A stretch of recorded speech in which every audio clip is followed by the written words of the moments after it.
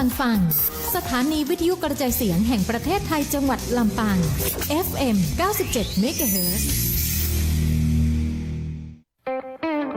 วันเสาร์อาทิตย์นี้ไปแอวกาดนั่งก้อมแอดน้องกระทิงกันนะคะฟังเพลงเพราะๆดนตรีในสวนดื่มด่ำไปกับกาแฟสดและเครื่องดื่มหลากชนิดเลือกซื้อของกินของใช้ที่หลากหลายทั้งอาหารข้าวขนมหวานสินค้าเกษตรปลอดภัยสินค้าโอท็อปชุมชนและยังมีศูนย์สุขภาวะให้บริการด้านการแพทย์แผนไทยอีกด้วยจะช็อปชิมชิลเช็คอินกันได้ที่กาดนั่งก้อมแอดน้องกระทิงตั้งแต่ 6 โมงเช้าถึงบ่าย 2พื้นที่แห่งความสุขสำหรับทุกคนกาดนั่งก้อมแอดน้องกระทิงโดยองค์การบริหารส่วนจังหวัดลำปาง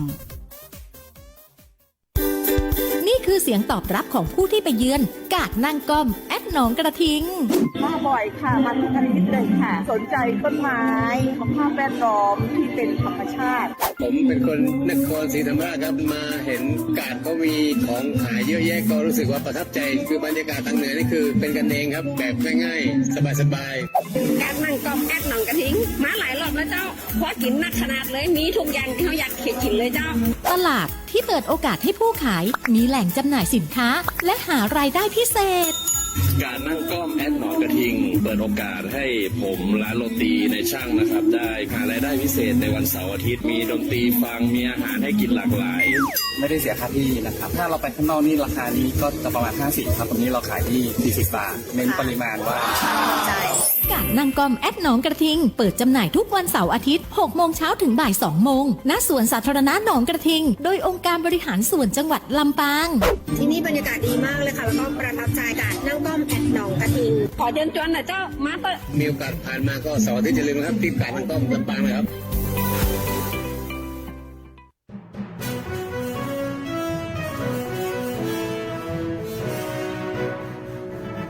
ลำปางยุคใหม่โปร่งใสสร้างสรรค์เท่าทันเท่าเทียมจากนี้ไปองค์การบริหารส่วนจังหวัดลำปางเสนอรายการร่วมคิดร่วมใจก้าวไปกับอบจ.ลำปาง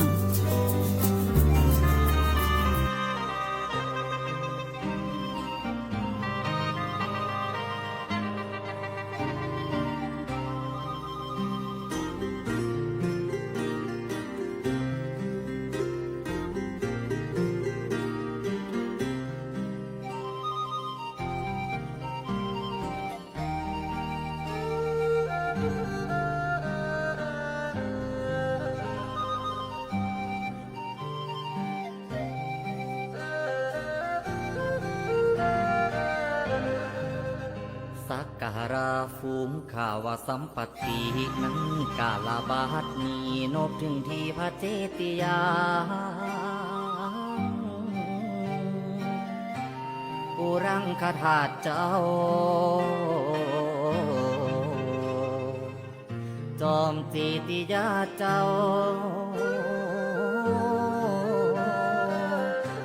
พญูผู้เป็นจังภาษาละนังแห่งขาได้เศร้าสนอยู่คู่วางจบจังจันใสแสงยินยังจังโบต่างสมสาละนังแห่งขา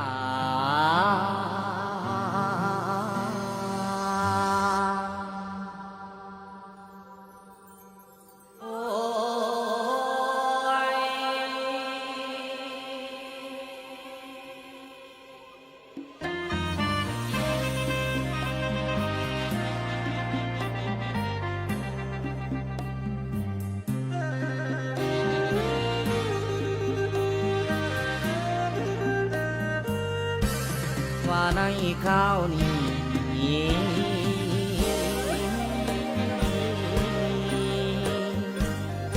แต่งดีดาแต่งต่างสัพพทามีดวงดอกมาลาสุขันธา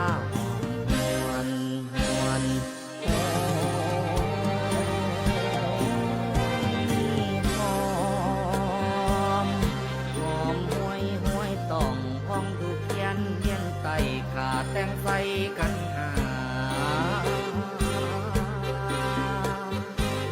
ตกแต่งดีดาแล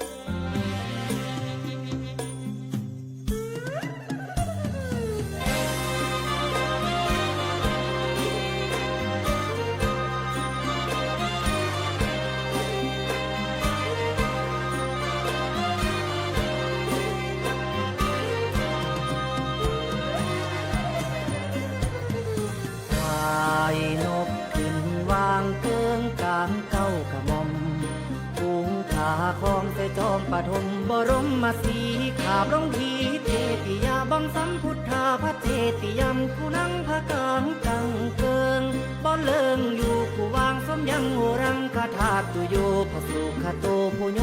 ยิงประเสริฐจริงพะย่อยืนประกรณ์พะเลื่นท่วมการงานสัมโพธิยามาสมทีสกาพระสัพพยุตยาถ้วยคุ้มค่าจังพร้อมใส่เพียงพร้อมมาห้อมใส่มนุไม่น้อมขาบขอได้ปืนเจ้าเติมพระนีละพานต่อสัพพยานพระเป็นจังหวะทัดชัดทัดชัยยาใสสมให้มุ่งสงสารบ่อนเคยทองแนวมองอย่าได้ผ่านสงสารอย่าได้เพียนอย่าเปลี่ยนปีนปันผู้แนวสิ่งอันสันยิ่งประเสริฐผู้สิ่งจังยิ่งหมายทอกถวายย่อเยือนลำเลือนย่อถึงทำอันเลินอยู่วางทางพระนีละพานแห่งสัพพยุตตยานอันคุ้มค่ามาดหมายมโน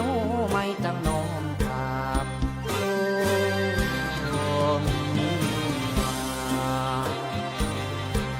ว่าส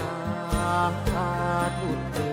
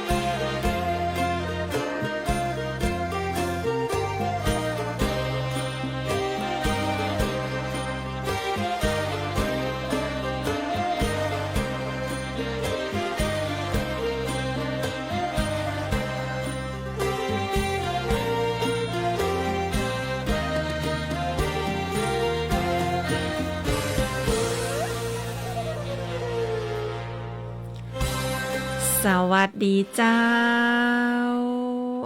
สวัสดีและขอต้อนรับหมู่เฮาเจ้าเข้าสู่รายการห่วมกึดห่วมใจก้าวไปกับอบจ.ลำปางเจ้าวันศุกร์ที่13มิถุนายน2568เนาะรายการวิทยุจากทางองค์การบริหารส่วนจังหวัดลำปางนะเจ้าวันนี้ออกอากาศพร้อมกันเนาะทาง FM 97 MHz เจ้าสถานีวิทยุกระจายเสียงแห่งประเทศไทยจังหวัดลำปางนะแล้วก็เปิดฟังนอกจาก FM 97 ของเฮาแล้วยังมีช่องทาง Facebook ไลฟ์นะเจ้าเพจขององค์การบริหารส่วนจังหวัดลำปางและต่างสวทลำปางกรมประชาสัมพันธ์เจ้าออกอากาศกู่กันตึงวิทยุตึงออนไลน์มาอยู่เป็นเปลี่ยนใจกันย้ำแลงอย่างอีวันศุกร์เหมือนวันเสาร์น้อยอย่างว่าเนาะบางพองนี่ตอนนี้อยู่ระหว่างการขับรถนะเจ้าหับละออนเลิกเฮียนมาผู้ปกครองบางพองก็ว่าเลิกงานแล้วนะแต่มาถึงบ้านแต่แหมเหมาะยังใดอะรถติดน้องยุ้ยเฮยวันนี้เนาะฝนตกแฮม ตกมาเมียแต่ได้สัก4 โมงเนี่ยกันเนาะแฟนรายการเฮย4 โมงป่ายเนี่ยเอาละนะเจ้าในเวียงเพอันละเหมือนกันเนอะพอพยากรณ์อากาศนะเจ้าจากต่างท่านผอ.อุตุลำปางส่งมาฝนเนี่ยเป็นนักตั้งเสริมขวาพี่น้องทั้งเสริมขวาเสริมงามปุ่นเนอร์แล้วก็มีตั้งได้แฮมเนี่ยตั้งเมืองงาวตั้งแจ่ห่มเจ้าตั้งเมืองไม้บ้านหวดเนาะมีบ้านอ่อนปงดอนตรงเพิงบ้านร่องอย่างปุ่นนาแกเนี่ยตั้งเนี่ยจะฝนจะหนักหน่อยแฟนรายการเฮ้ยโอ้ไผเดินตังนะเจ้าระมัดระวังตัวเนาะใจความระมัดระวังนักๆแฟนรายการเจ้าด้วยความห่วงใยจากรายการของเฮาวันนี้ความเกิดความใจก้าวไปกับอบจ.ลำปางภายใต้การนำของท่านนายกตวงรัตน์โลสุนทรนายกองค์การบริหารส่วนจังหวัดลำปางเจ้าวันนี้ดีเจปินิงสุชาดาติดภารกิจเนาะน้องยุ้ยการจนาฟูปิงมาทำหน้าที่แตนนะเจ้าพร้อมที่จะส่งมอบข่าวสารและนำงานเพลงมวลๆมาฝากกัน5 โมงแลง20 นาทีกันแล้วเข้ารายการมาวันนี้ฝนยังบ่เอี้ยนกำเตียนเนอะเอานะเจ้ามันจุ่มมันเย็นขนาดเลยปึ้งเป็นวันศุกร์ว่าอันนะ ฝนราชการก็ว่ายังใดเนาะโอ้สีสันสดใสนะเจ้าก็ไม่เกาตอกทั้งหลายเนาะก็สดชื่นละสัปดาห์นี้ส่วนใหญ่ก็ห้องว่าหลายๆโรงเรียนมีกิจกรรมวันไหว้ครูนะเงือละอ่อนนักเรียนเนี่ยได้แสดงความฮักต่อคุณครูของเปิ้นนะเจ้าก็ถือว่าเป็นอันอย่างดีนะฮักนะในมุมของคนที่เป็นผู้ปกครองพอไปยังโรงเรียนแล้วก็น่าฮักไปเห็มยางเนาะและกาในน้ำของน้องๆเปิ้นก็มีวิธีการแสดงความฮักของเปิ้นนะเจ้ามาเดี๋ยวนี้ถ้าเป็นละอ่อนน้อยนะบางโรงเรียนนี่เปิ้นบัดใจว่าจะต้องมามีคนนำเนาะต้องเป็นตัวแทนกำพานจะนั่นจะนี่แต่ว่าเปิ้นฮือกูคนเลยได้มีส่วนร่วมนะเจ้าแล้วก็รำลึกนึกถึงคุณครูที่เคยอบรมสั่งสอนเฮามาสมัยเฮาเรียนปีก่อนๆตัวนะนี่ก็เป็นบรรยากาศเนาะที่พ่อแม่ผู้ปกครองก็จะได้ป้ากันกูปีถึงเวลามาไอ้แม่ผูกไว้ครูละเด้อเนาะ แปลงสวยให้จิ้มนะช่วยแปลงพันจิ้มไปเก็บดอกเข็มให้กำดอกรักหญ้าแพรกอย่างเงี้ยเนาะเอาถูกเอาเตี้ยนอยู่ไหนนะเจ้ามันเป็นงานฝีมือเนาะงานฝีมือของละอ่อนก็เหมือนงานฝีมือผู้ปกครองนั่นนะเจ้า มาช่วยกันแปลงมาช่วยกันแปลงบรรยากาศน่าฮักจะอีเจ้ารายการห่วมเกิดห่วมใจก้าวไปกับอบจ.ลำปางวันนี้ไผมีอันยังจะเล่าสู่กันฟังนะเจ้าฝ่าฝนไปตกตั้งใดผ่องจ้าเนาะ0542245556เนอยินดีตอนรับเจ้า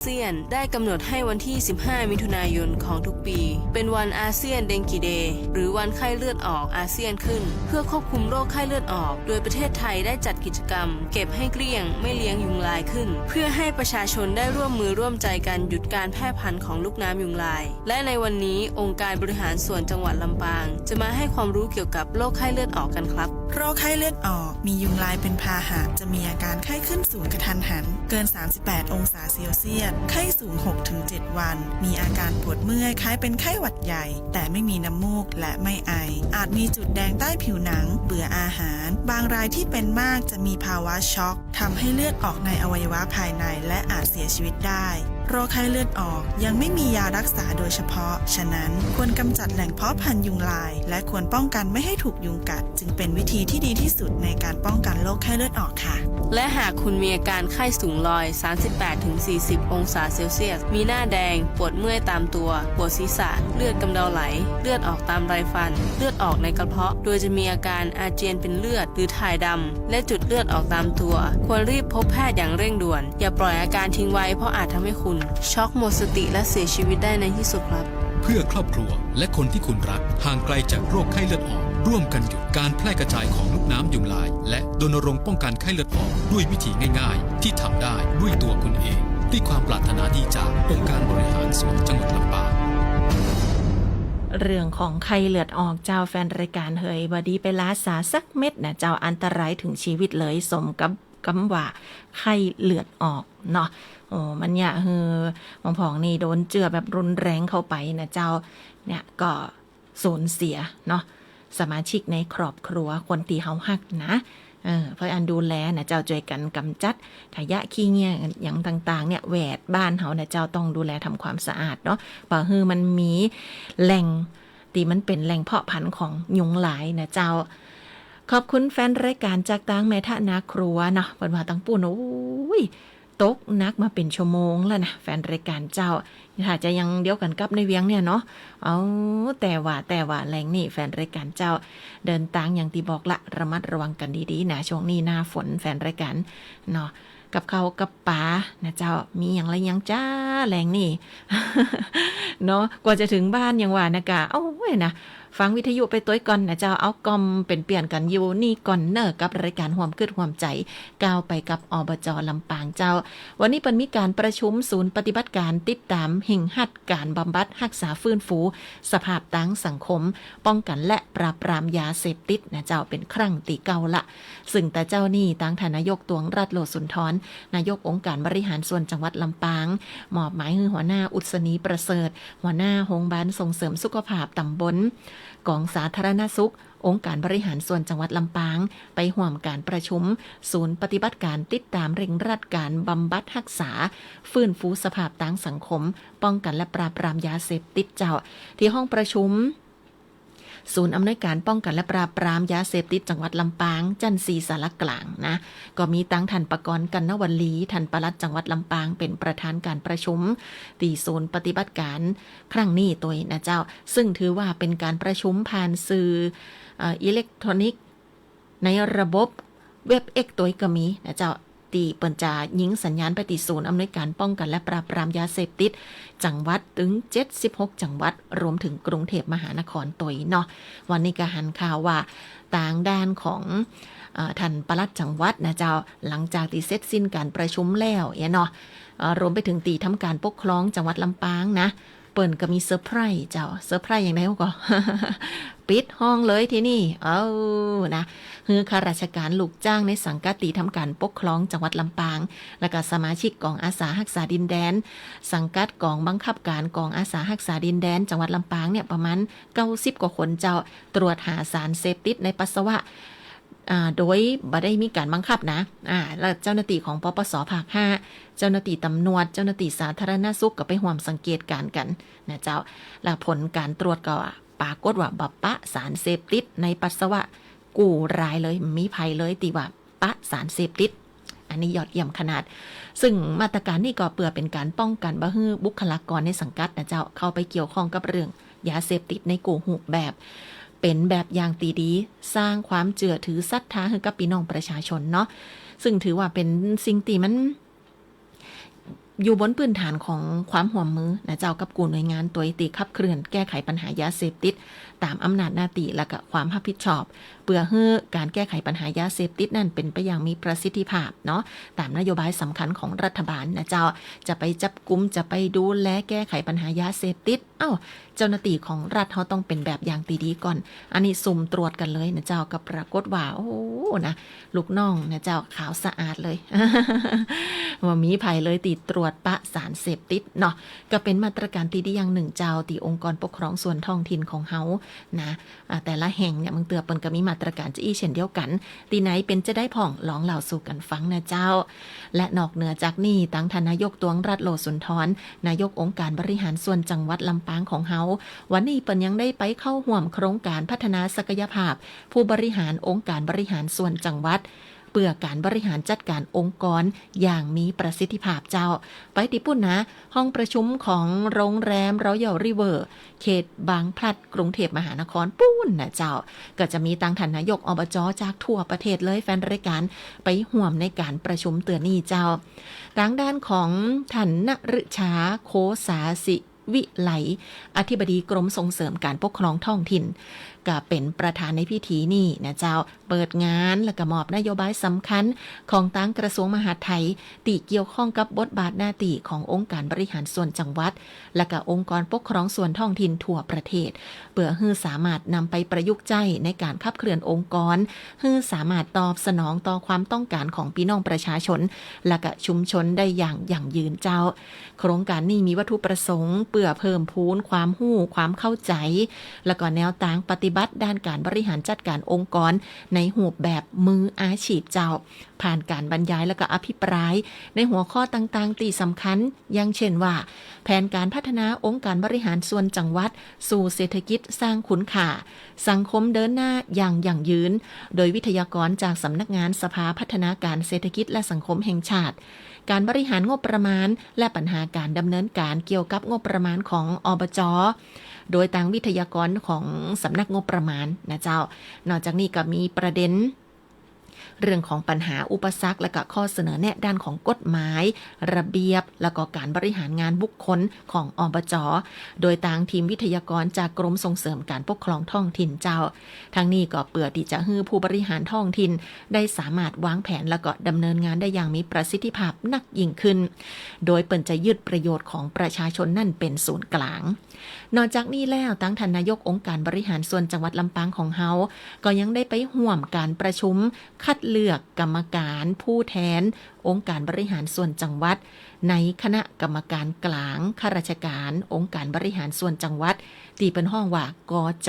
เนาะกรณีป้นจากตำแหน่งโดยมีผู้ตีได้รับการเสนอชื่ออยู่3ท่านนะเจ้าก็คือตั้งท่านนายกอบจ.เจียงไฮ้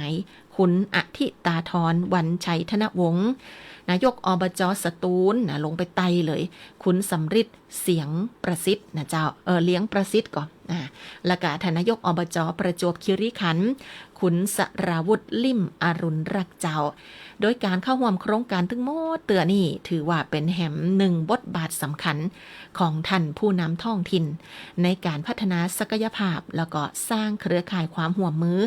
เพื่อที่จะช่วยกันนะเจ้าเสริมสร้างการบริหารท้องถิ่นไทยให้มีความเข้มแข็งนะแล้วก็ตันต่อการเปลี่ยนแปลงในยุคปัจจุบันเจ้าท่านจะหันได้ว่าสิ่งต่างๆที่เขาเล่าสู่กันฟังผ่านรายการห่วมเกิดห่วมใจก้าวไปกับอบจ.ลำปางนั่นภารกิจของท่านนายกนี่เปิ้นแน่นกูวันเจ้าเนาะเดี๋ยวไปหันเดี๋ยวไปนี่เดี๋ยวประชุมนั่นนี่นะเพื่อที่จะติดตามทำงานนะเจ้าในโครงการหรือว่านโยบายต่างๆที่เปิ้นได้มีการประกาศไว้เนาะก็เดินตามเส้นต่างนั่นนะเจ้าแล้วก็พิสูจน์ในฝีมือของการทำงานก็แล้วกันคือพ่อแม่พี่น้องเฮาได้หันนะเจ้าได้รับรู้ประชาสัมพันธ์กันผ่านรายการวิทยุแห่งหนึ่งช่องต่างคือรับรู้ว่าแต่ละวันนั่นเปิ้นไปที่ไหนตั้งได้พ่องเนาะแม้กระทั่งว่าอย่างตะว่าเฮาฟังว่าเปิ้นมีการประชุมหารือร่วมกับเครือข่ายต่างๆโอ้วันนี้เข้ากรุงเทพแห่งละนะเจ้าไปร่วมโครงการพัฒนาศักยภาพผู้บริหารท้องถิ่นจะได้ช่วยกันยกระดับการบริหารจัดการองค์กรให้มีประสิทธิภาพนักยิ่งขึ้นนั่นคือบทบาทของผู้นำองค์กรปกครองส่วนท้องถิ่นของเฮาวันนี้กับท่านนายกตวงรัฐโลสุนทรตัว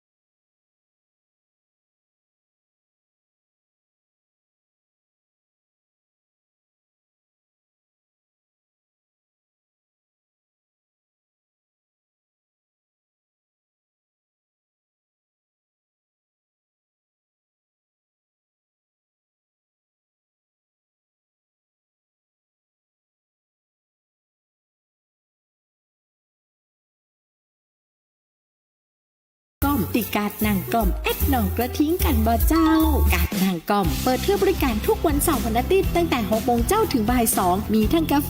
หอมๆของกินล้ำๆดนตรีม่วนๆพร้อมร้านกาชุมชนให้เลือกซื้อเลือกชมเพียบแวะมาและจะหลงฮักบรรยากาศบ้านเฮากาดนางกล่อมแอดหนองกระทิ้งกาดนางกล่อมวิถีชุมชนติดคุณสัมผัสได้กาดนางกล่อมแอดหนองกระทิ้งโดยองค์การบริหารส่วนจังหวัดลำปางคุณกำลังฟังร่วมคิดร่วมใจก้าวไปกับอบจ.ลำปางลำปางยุคใหม่โปร่งใสสร้างสรรค์เท่าทันเท่าเทียมห่วมกึดห่วมใจก้าวไปกับอบจ.ลำปางเจ้า 5:39 นาทีกันแล้วแฟนรายการเจ้าเกี่ยมปะกันกับขบวนพาเหรดลำปางพลาย2025เนี่ย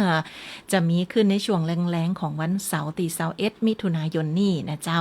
โดยเริ่มตั้งขบวนจากมิวเซียมลำปางนะไปตี5แยกหอนาฬิกาแฟนรายการเจ้าเฮาย้อนไปถึงภาพบรรยากาศปีที่แล้วก่อนเนาะเดือนมิถุนากับงานลำปางพลายปีที่แล้วเนี่ยเฮาเดินจาก5แยกหอนาฬิกา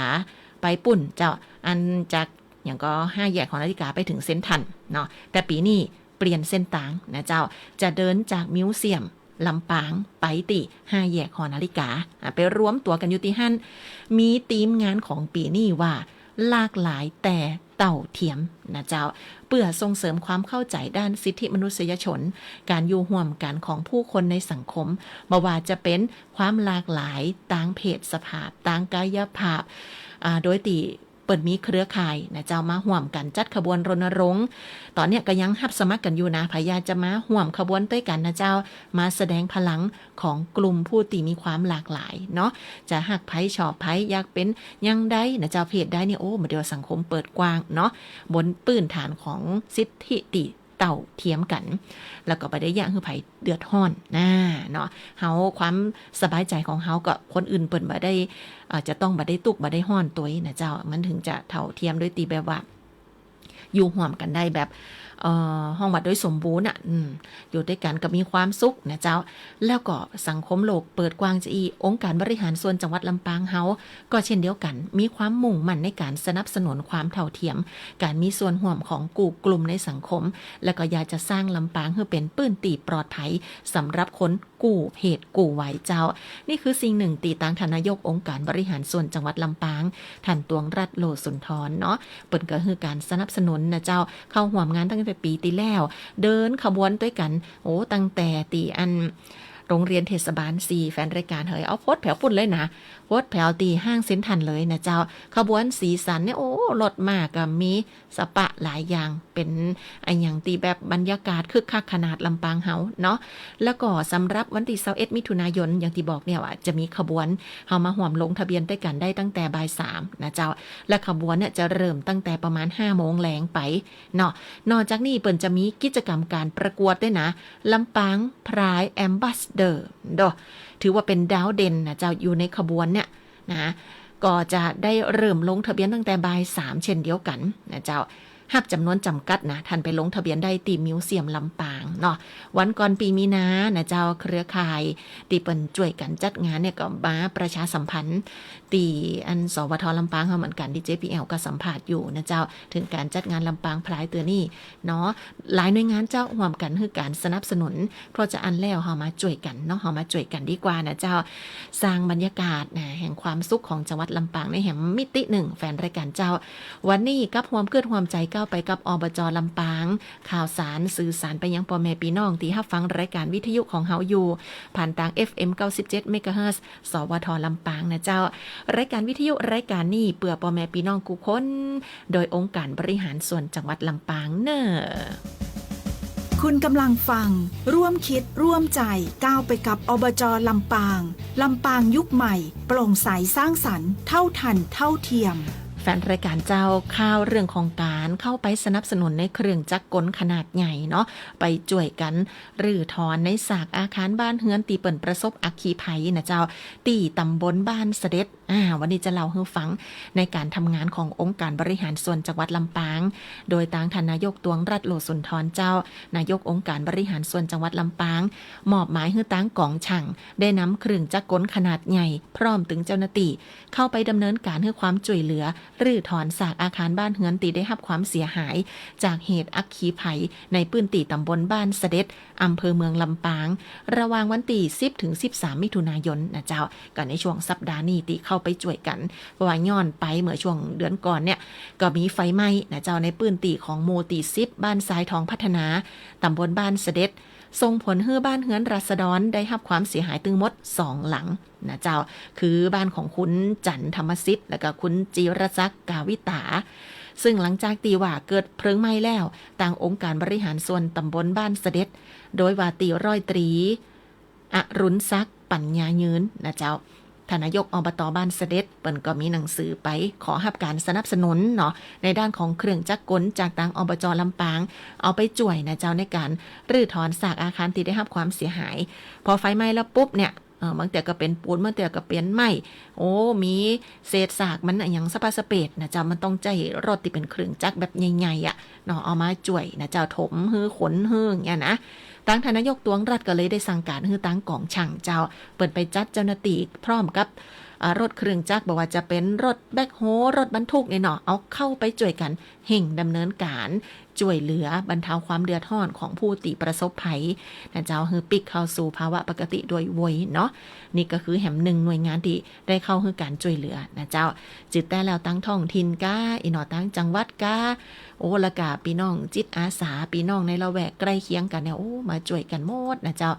อันเนี้ยก็เวลาคนตีเฮาฮู้จักเปื่อนบ้านเฮาเนาะตกตุกได้ยากแฟนรายการเจ้านำใจเป็นสิ่งสำคัญในสังคมบ้านเฮาเนาะและการหน่วยงานต่างๆที่เปิ่นมีกำลังมี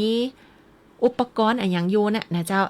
มีงบประมาณอย่างก็เข้ามาช่วยกันดำเนินการเนาะเพื่อแบ่งเบานะเจ้าบรรเทาในความเดือดร้อนเหล่านั้นคือกับพี่น้องเฮานะเจ้าโดยเฉพาะเมื่อเกิดเหตุสาธารณภัยเนอะคุณกำลังฟังร่วมคิดร่วมใจก้าวไปกับอบจ.ลำปางลำปางยุคใหม่โปร่งใสสร้างสรรค์เท่าทันเท่าเทียมเวลาผ่านไปโว้ยแต่เนอะแฟนรายการเจ้าบะเดียวนี่ต่อได้ละ5 โมงแรง45 นาทีกันแล้วนะมีแหมหนึ่งผลงานเพลงเจ้าจากเสียงห้องของหนุ่มม่อนวรวิทย์มวนๆกันนะกับศิลปินทันนี่นะเจ้าฟังกันในช่วงประมาณสัก15 นาทีใต้ๆของชั่วโมงละ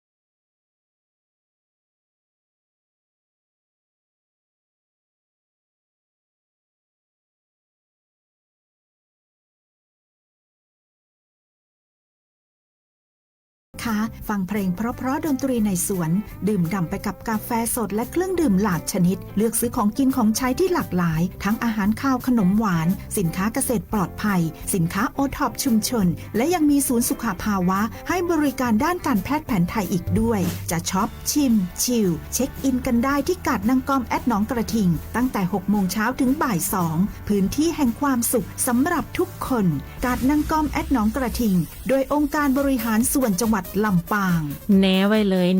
ลยเสาร์ติดนี่กาดนางกอมสวนสาธารณะหนองกระติงเนาะแหวก่อนร้านแรกโรตีนายช่างนะเจ้า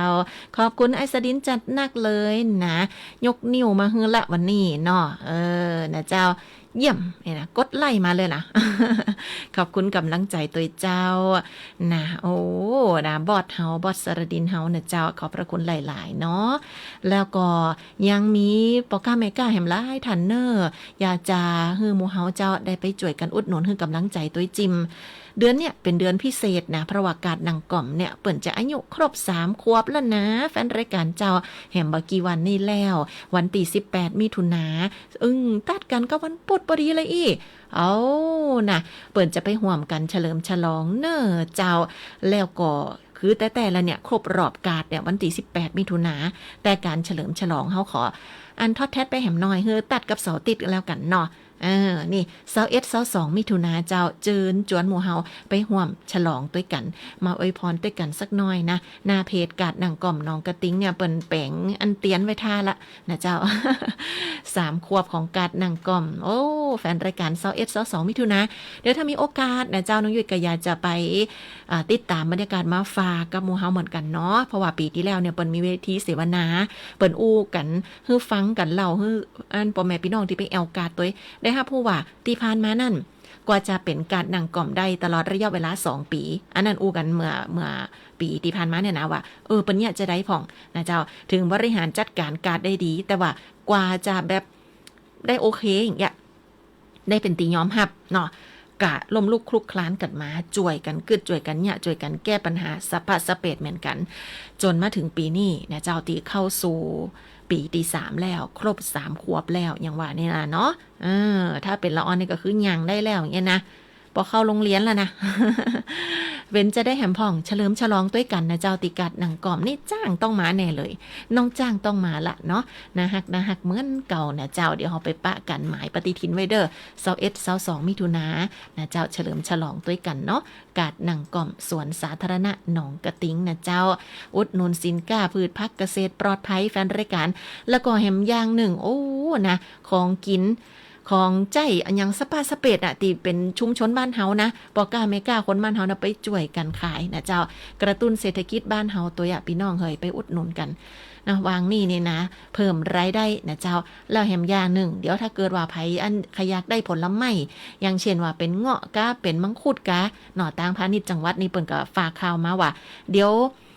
เงาะเนี่ยจะเป็นเกรดส่งออกนะขายซ่าหนึ่งก็คือซ่าหนึ่งจะมีอยู่6 โลเนาะซ่าละ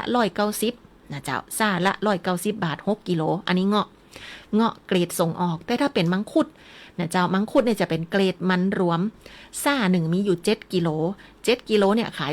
240นะเจ้าท่านสามารถสั่งจองได้ที่สำนักงานพาณิชย์จังหวัดลำปางหรือว่าถ้าใครที่เข้ามาพอหน้าเพจของสวทตอนเนี้ยเปิ้นจะมี QR code ไว้ให้สำหรับการสั่งจองนะเจ้าคือสั่งจองผ่านออนไลน์ได้เลยเนาะก่อนมันก็ถ้าจะโทรไปหาเปิ้นก็เวลาราชการเนาะ054-265-0878 นะเจ้าโดยตีเมื่อสั่งจองเรียบร้อยแล้วปุ๊บเนี่ยวันที่27ฮือไปหับผลไม้ที่ทันสั่งไว้ได้นะเจ้าตีสำนักงานพาณิชย์จังหวัดลำปางนะแล้วก็ถ้าไผจะหับวันที่28กับ29มิถุนาซึ่งมันเป็นวันเสาร์วันติดพอดีเลยท่านไปหับได้ตีกาดหนังก่อมสวนสาธารณะหนองกระติ้งในแบบฟอร์มฮะเนี่ยเปิ้นก็จะมีฮือกรอกเข้าไปว่าเฮาสั่งผลไม้ไอ้หยังเต่าได้กี่เป็นกี่บาทอย่างเงี้ยเนาะแล้วก็สถานที่หับสินค้าท่านจะไปหับที่ไหน27จะไปหับที่พาณิชย์กา28 29ท่านจะไปหับกาดหนังก่อมกาก็แจ้งความประสงค์ไปนะเจ้าผลไม้จะมีอยู่2อย่างตีพาณิชย์ฝากมาประชาสัมพันธ์ตอนนี้นะคือเงาะเกรดส่งออกกับมังคุดนะเจ้าเงาะ6 โล190 มังคุด7โล240ลองพิจารณาพอเนาะแล้วก็ติดหน้านะเจ้าวันตีอย่างก็วันพุธที่18แถมตั้งสำนักงานวัฒนธรรมจังหวัดลำปางเปิ่นจะมีกิจกรรมเข้าวัดปฏิบัติธรรมวันธรรมสวนะก็คือวันศีลนะเนาะครอบครัวหิ้วตะกร้าศรัทธาอิ่มบุญอุดหนุนชุมชนเจ้าวันที่18มิถุนายนไปตีวัดไลหินหลวงตำบลไลหินอำเภอเกาะขาจังหวัดลำปางเนาะเริ่มกิจกรรมตั้งแต่7 โมงเจ้าเป็นต้นไปเจิญจวนพ่อแม่พี่น้องในพื้นที่อำเภอเกาะขาไปห่วมด้วยกันเนอะเจ้าและตึงหมดนี่ก็คือห่วมกึดห่วมใจก้าวไปกับอบจ.ลำปางเดินทางมาถึงช่วงสุดท้ายนี้แล้วขอบคุณข้อมูลข่าวสารจากองค์การบริหารส่วนจังหวัดลำปางโดยกันแล้วกันเนอะจันหน้าปิกมาปะกับดีเจปิหนิงสุชาดาเจ้าห่วมกึดห่วมใจก้าวไปกับอบจ.ลำปางสถานีวิทยุกระจายเสียงแห่งประเทศไทยจังหวัดลำปางวันนี้ FM 97 เมกะเฮิรตซ์น้องยุ้ยกันจนาฟูปิงอำลาไปก่อนขอบพระคุณและสวัสดีเนอะเจ้าคุณกำลังฟังร่วมคิดร่วมใจก้าวไปกับอบจ.ลำปางลำปางยุคใหม่โปร่งใสสร้างสรรค์